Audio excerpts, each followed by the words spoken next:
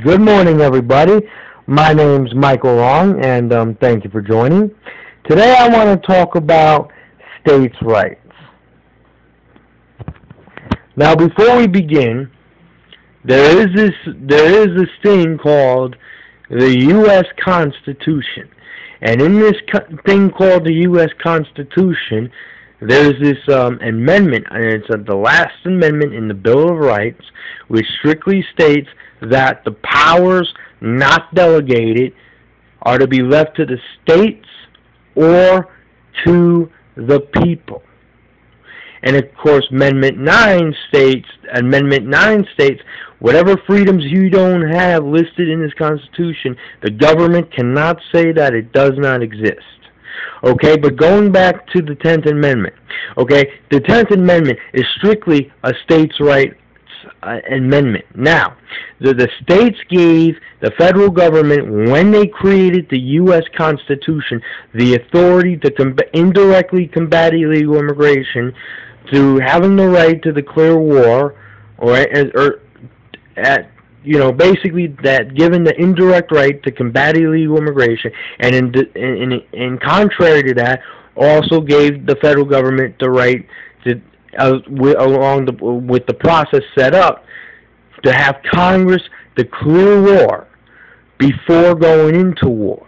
And that declaration has to go through both the House and the Senate, then it has to be signed by the President to make it official, and then the Congress is in charge of the funding and all that. Then they're in charge of promoting the general welfare, which only and strictly only allows them to retain Medicaid, Medicare, and CHIPS. And even Ron Paul doesn't even think that Medicaid, Medicare, and CHIPS should be in existence, but that's besides the point.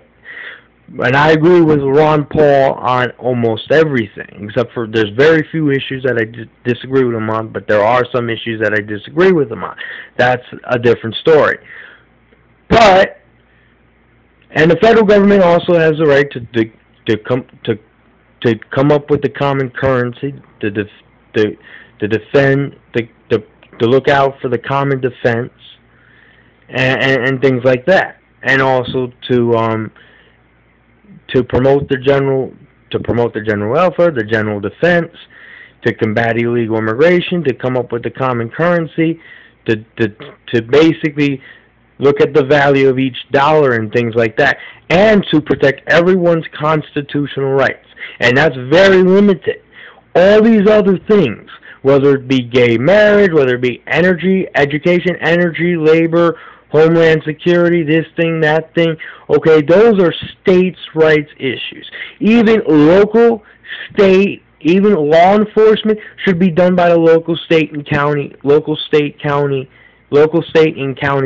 except for immigration. That's the only thing granted to the federal government under the U.S. Constitution. Although many people, like Sam Bushman on Liberty News Radio, reject its simple notion that the federal government has any authority to combat illegal immigration under the 10th Amendment in the U.S. Constitution or anything like that. But that's besides the point, and I'm not going to argue there, but they should never, ever, and I would be okay with the federal government combat illegal immigration, but they should never, ever have TSA groping people at the airports and doing stupid things like that, and having the Consumer Protection Agency. If anything, we ought to get rid of that, the Consumer Protection Agency and the Department of Labor and all that garbage, because they don't have the authority in the Constitution to have all this extensive big government.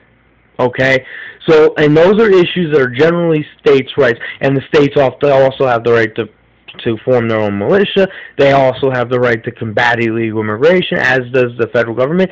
But in addition to the powers that the states and the people have, that the federal government doesn't have, would include combating illegal immigration.